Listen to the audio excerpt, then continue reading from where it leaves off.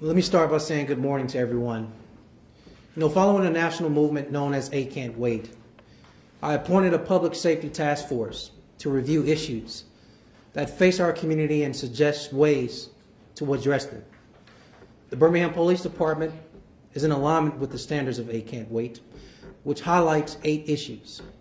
The task force, which was appointed in July, took a deeper look at public safety matters.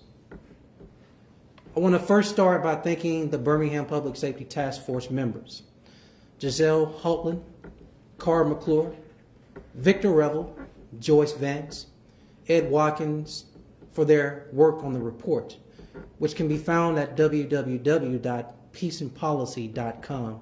Again, that's peaceandpolicy.com. I also want to thank the Office of Peace and Policy Director Brandon Johnson for remaining dedicated to this initiative and proposing a public safety agenda that reflects a deep appreciation for our culture, economy, political conditions, and more. Also want to thank Patricia Flowers as well as Ed Fields for their hard work, as well as Chief Patrick Smith and his entire team for being open and transparent during this process. Their people-centric approach underscores my interest in improving public safety by, 1, investing in the people and communities that can have the greatest impact on public safety. 2, reforming current public safety operations, creating new infrastructure for a reimagined public safety system, as well as continuing to improve intergovernmental collaboration. Now, the task force was serious about its job, and in the end, it recommended initiatives that address community engagement, better policy and better oversight, as well as training and education, and safety and wellness. It is important to understand that reform cannot happen in one day. Reform doesn't happen in 1 week or 1 month. That is an ongoing process that takes time, which is why I remain committed, along with Hunter Williams, the chair of the Public Safety Committee, and the entire City Council, in establishing a public safety agenda to improve matters for our residents as well as our police department. Now, this sounds like a lot because it is a lot, but I remain on a path to get to where we need to be, and that is to be transparent, proactive, and responsive to build a safe, healthy, as well as an equitable future for our citizens and our community we call Birmingham. Now, some items in this report may take several months or up to a year to implement. And the truth is, some may take even longer than that. But we also have a few items that are ongoing, being developed, or can be implemented in the next month or so. So I've instructed my team to put together a council package that will deal with Breonna's Law, for example. And starting Friday, December 18th, social workers will partner with officers from West Precinct to address misdemeanor domestic violence incidents. The Emergency Advocacy Team Pilot Program, or PEAT for short, is a pilot program that will work to break the cycle of domestic violence. We've been able to review our aggravated assaults, and what we've revealed is that 27% of them, 27% of aggravated assaults in the city involve domestic violence. Now, as mayor, I continue to approach public safety with a deep concern, and I know the City Council shares in my efforts. Some of the highlights from the Public Safety Report include a Citizens Review Board on Public Safety in the first quarter of 2021, which I am happy to announce. That is the first thing out of the gate we will do. In addition to that, we'll adopt and expand domestic violence and sexual assault training and procedures in the first quarter of 2021. Continue to move forward with the planned initiative to share Birmingham Police Department policies online, as well as host a quarterly advocate roundtables starting in the first quarter of 2021. Now, as passionate as I am, as passionate as Councilor Hunter Williams is, as chair of Public Safety Committee, about creating public safety that works for everyone, we cannot do it alone. And although the mayor and council have some broad authority and extensive resources, our abilities as mayor's council is limited, and so we need you. We need healthcare professionals to assemble to provide care to those living with trauma. We need social services to provide support to families. And we need citizens to believe in accountability and reporting measures that aim to make law enforcement more responsive to and understanding of your needs. And all this creates a roadmap to reimagine public safety in our city. But again, please don't think that this report, or with this report, we can just snap our fingers and things can happen magically. This is an ongoing project. This is an ongoing process, and we're getting started. So what I want to do now is introduce Councilor Hunter Williams, who is head of the Council's Public Safety Committee and served as co-chair with me in the Birmingham Public Safety Task Force, to make a few comments. Thank you.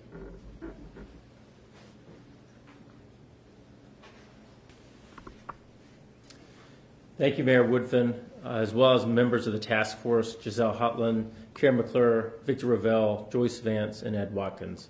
This nearly 100-page report details a large amount of work and deliberation that has occurred through many sectors of our community, including law enforcement, concerned members of the public, healthcare professionals, and neighborhood leaders. This report is not only thorough, but has the potential to address issues before they arise in our department. As Chair of Public Safety and on behalf of the Birmingham City Council, it is just as important now that our police department be an interwoven part of our community. We all know that our department will only be as strong as the community that rallies around it. I also think it's very important that we continuously look at policies and procedures within the police department and every department within the city of Birmingham. As the expectations of the public continuously evolve and change over time, it's important that our city government evolves and changes with them to meet the expectations of our citizens. Finally, it is my hope that these reforms, evaluated and built by members of the public from all walks of life, will lead to a greater community integration and cooperation with the Birmingham Police Department and the citizens in which they serve. Thank you, Mayor, for putting this together and allowing our participation.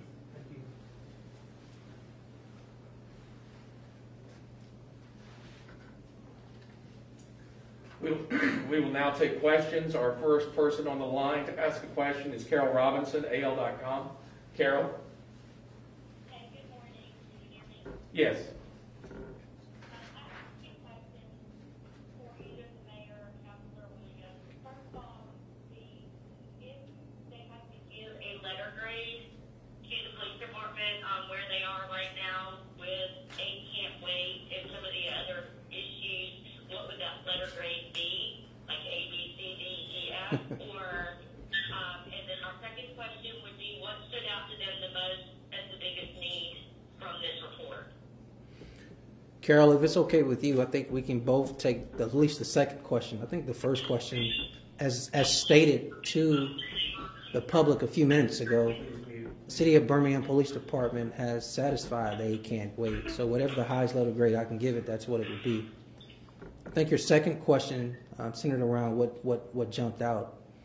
Listen, the Birmingham Police Department has been accredited every so many years on what it's doing internally to provide services for our entire community.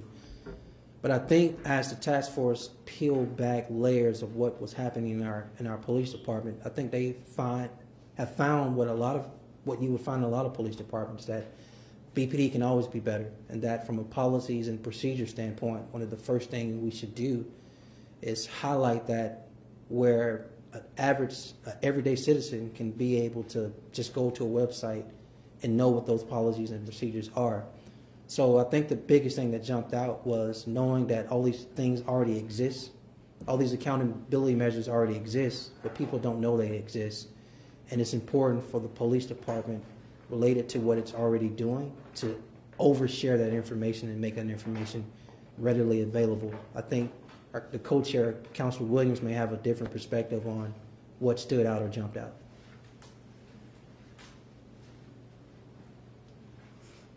Carol, as part of your question, I think it's important to notice what has happened with our department over the past 2.5 years since Patrick Smith has been our chief.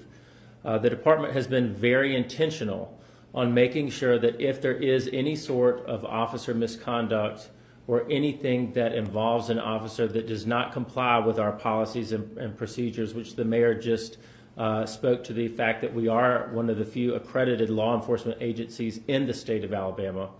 So there's a thoroughness to our policies and procedures. That the first thing that our department does is make it public. They go to the media, they go to the public, and they explain what happened. Because I think that it's important, and I think that our chief shares this, that it's very important to make sure that there's that community trust. And when we do have officers that make mistakes or go beyond what is part of our policies and procedures, like many departments do across this nation, it's not going to be swept under the rug. It's going to be something that is brought forward, brought to the community, and brought to the citizens of Birmingham. In terms of giving a letter grade, Carol, you said A, B, C, D, E, F. I don't think that E is a traditional grade, but in all seriousness, to the comments I just made, I think that, you know, when it comes to 8 Can't Wait, the mayor initially evaluated that within the first 25 days after the tragic death of George Floyd. And we found that that those policies and procedures were already in exist within the Birmingham Police Department.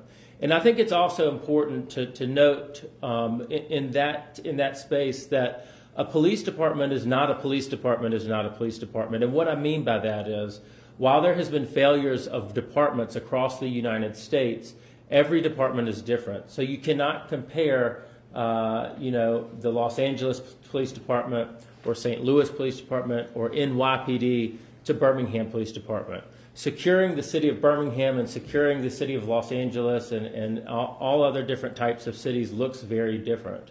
So, I think that under the leadership of our mayor and especially Chief Smith, that we have done an exceptional job of making sure that a lot of these things are prevented before they actually happen. Because you notice we haven't had these issues having been happened in Birmingham. It's actually been a little bit of the opposite. We've had 6 officers shot in the last 3 years, and not vice versa. So I think it's important to take a step back and remember that each police department in the United States is very different. And just because one police department does something doesn't mean that that is what's being done here in Birmingham, Alabama. Okay, let's turn to Erica Wright of Birmingham Times. Erica, are you on the line? Yeah, I'm here. So I had a question for the mayor because you said something about Breonna's law, and I think in Virginia the governor just recently passed it. So is that something that the task force is looking at passing in Birmingham, or is that something that's already been established prior to her law? That is something that the task force definitely, and let me take the time to first acknowledge the task force again. They did a yeoman's job of, 1, working with each other, 2, working with the police department, and 3, taking their time to get this right. I've participated in many, task force before, blue panels, where everyday citizens come together from different walks of life and may have various I would say opinions and thoughts and ideas on how something should be, but they came together and they worked hard and they should be commended. But I will tell you, one of the things they took a deep dive on was the Breonna's law, and there's something that they recommended to us, and it's in the report. Okay, Eddie Burkhalter with Alabama Political Reporter. Good morning, Eddie. Good morning. Thanks so much. This could be for either of you. What are some of the more challenging policy initiatives in this report, and how do you plan to overcome those challenges? So, when this report, when you get into this report, it speaks to a lot of different things that exist as how our police should engage. One of the biggest things in policies and procedures, what you find is people have been doing the same thing over and over. I don't necessarily have one that jumps out because the entire report jumps out. It's a very thorough report. I hope you all, as the media and citizens, take the time to review. I think the thing that interests me the most is training, right? That at the beginning of the day, we need to recruit the best people we can to be out here in front of our citizens serving them. In order to keep them, it's going to be important how we train them and the investments we make in our officers. And so from a policies and procedures standpoint, I don't necessarily have a concrete direct answer for you. Maybe Councilor Williams does, and I can turn the floor over to him. But my perspective is a little broad, and I believe a lot of them will have some challenges. I believe some of them will be easy, but we have to tackle all of them.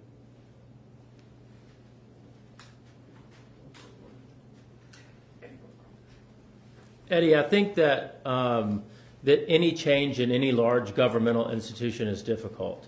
Government moves very slowly, as most members of the public know, or anybody that's interacted with government in any capacity. And so, you know, when things have been done a certain way, especially in departments like a fire department, a police department, or departments where there's a very close-knit, almost fraternal type organization, I think that change is difficult. I think that, but that's probably true in all jobs, in all careers, but especially so in departments where literally each other has to have each other's back to make it home safely at the end of the night. But with the policies and procedures, I think that the Birmingham police officers, the 700 plus, almost 800 sworn law enforcement officers that we have serving the citizens of Birmingham, are doing it for the right reasons. And so I think that while the change, while there might be some policies that might be difficult because they're new, because they're different, because they're not what we've done, such as a civilian oversight board, for example, I do think that our officers are up to the challenge to make sure that they are adapted and they're done so in the best way to serve the citizens of Birmingham and those that work and live and play in our city. All right, John Packey, WBTM, you're on the line. John? Another nice segue from that first of my two questions. The first one would be the Citizens Advisory Board. What specific role will they have in improving police-community relationships, and how crucial will that board be? And the second question is, you mentioned, it's also on the PowerPoint, the audit of public safety and public health-related expenditures. There have been calls for defunding police across the country. How does this action point fall into that national trend? I'll take the first question, and I may ask you to repeat the second question on the audit to make sure I understand it before I answer. As it relates to the Citizens Review Board, this has been a conversation that has existed in America for quite some time.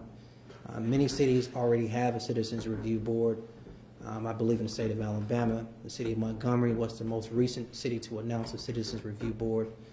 This has been something the chief and I have been speaking to since he's been online, but I made a commitment to him to get here and get the department under his control first before we expanded the conversation around the Citizens Review Board. Now that he's had some time to put leadership in place and understand the internal workings of the police department, he went on a fact-finding mission around how to create how we could, the mayor's office as well as the Birmingham Police Department, create a Citizens Review Board that fit Birmingham, because every Citizens Review Board is different. John, the truth is we're still working through that. The task force has made a recommendation that we create one, but in creating it, there are a lot of questions that need to be answered. What we hope to do is have this complete and rolled out in the first quarter of 2021. I look forward to you being able to ask me again, how does this actually work for Birmingham, and me being able to, in a position to give you a more detailed answer. I will ask, if you could, to repeat your second question to make sure I understand it. Yeah, that's fine. I guess it's the fourth point, dealing with the auditing, actually it's further down, but anyway, audit of public safety and public health related expenditures. As you know, there have been calls for defunding police. Back Minneapolis just announced they are cutting funding for the police department as recently as this week. How does this action point in the task force's report fall into this national trend? I don't think it fits the national trend. As Councilor Hunter Williams stated, I think, let me be very serious and direct about this point. Every police department in the nation is different. It's apples and oranges. And the conversation, what happens in one police department may not fit another police department. As it relates to the city of Birmingham's police department's budget, well over 90% of that budget is for personnel, the actual salaries and wages of our police officers. Unless we are saying to the public we want to let go of police officers, then we're not going to be in a position to have this conversation. I think the other thing people should know is that as much as a national conversation is going on about defunding the police, on the ground, the majority voices I hear when I am in neighborhoods, when I attend neighborhood meetings, when I am speaking to everyday citizens, is the actual exact opposite of defund the police. It is, Mayor, please, we want more police. And so, again, the national conversation may not fit what's happening locally on the ground. And so related to our audit and making that applicable to what and how we govern and how we fund our police department, I think those are two separate conversations. And I think related to how we fund our police department, the truth is it's limited resources because the majority of it goes to fund salaries for our police officers. Excuse me. Nick Patterson with Birmingham Watch. Nick Patterson, you're on the line.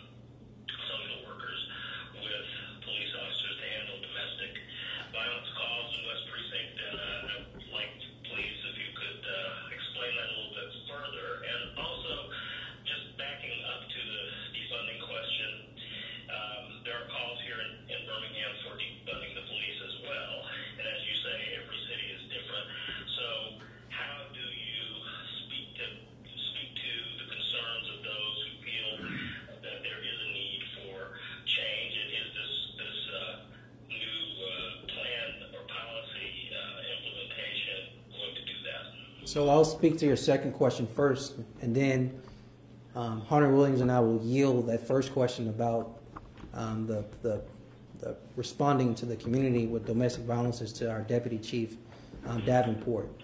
To your second question, let me start by saying the following. As stated earlier, there is a conversation nationally about defund the police, and yes, I've heard that from some people locally in our community. But that is not at the same volume as our citizens saying we want more police presence, we want more police.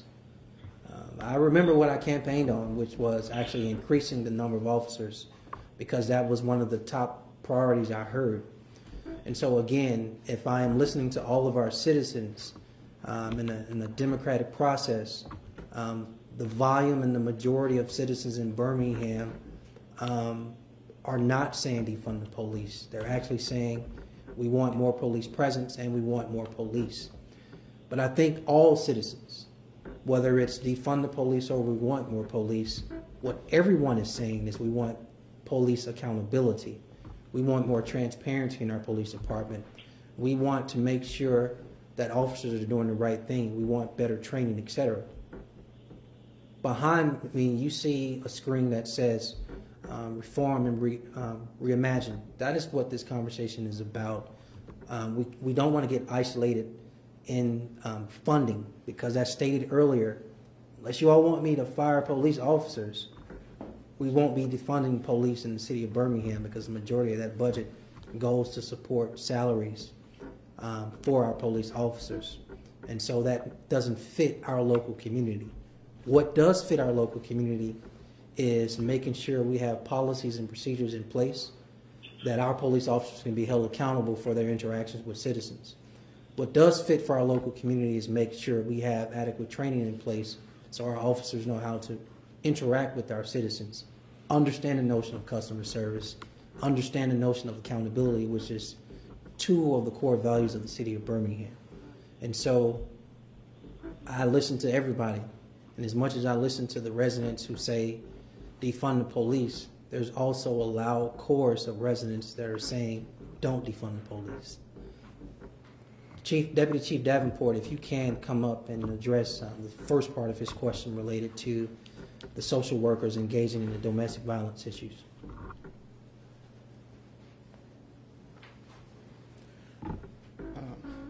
The Birmingham Police Department looks at crime on a daily basis. And one of the things that we notice is that there are repeat calls from certain community members related to domestic violence incidents. In fact, as we looked at the number of domestic violence calls we had some community members over the course of 365 days that had called the police department more than 25 times to report that they had been a victim of domestic violence. Part of reimagining reimagining policing is looking at, are our current strategies working effectively? One of the things we realized is that our strategy as it related to domestic violence was not working effectively. And consequently, what we now are going to do starting next week, December 18th, we're now going to put a social worker and a police officer to respond to these particular calls. What we realized is that at the time of the incident, most victims are open to intervention services. And so at that time, we're going to start an intervention program connecting that particular victim with wraparound services. And so what we believe and studies have shown, if we are able to intervene at that time, the likelihood of that victim being a victim of domestic violence in the future is significantly reduced. Now, this is a pilot program. And if this is effective in the West Precinct, we plan to extend this program throughout the city.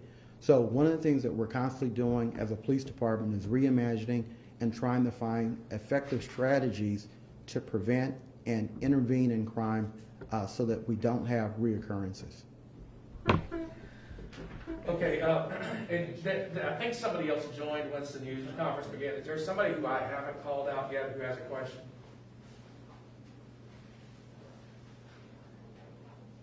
Is there anybody on the line who has any other follow-ups? We'll give you a chance for a couple more questions, and then we're going to wrap up. Any follow-ups? Just please speak out if you have a question. All right, I think that does it. Thank you very much for all the reporters who've joined us online. Once again, you can go to peaceandpolicy.com. You can take a look at the report there. If you have any questions or any follow-up questions that we can help you with in the OPI, excuse me, please contact me or Shonda Temple, and we will assist you, and we can connect you with additional information if you need it. Thank you very much, and have a good day.